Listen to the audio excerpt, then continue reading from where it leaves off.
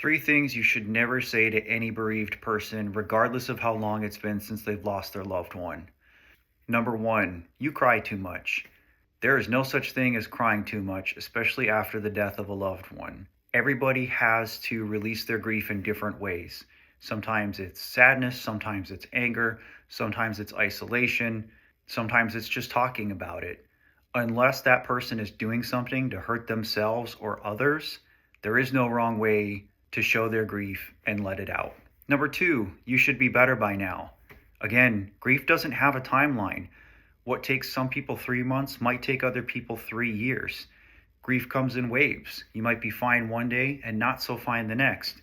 You need to be patient and realize that it can change every day. There is no time frame for it. Number three, any platitude, really at all, such as, this is all part of God's plan, or your loved one wouldn't want you moping around like this. Things like that are so terribly unhelpful for those who are grieving the loss of a loved one.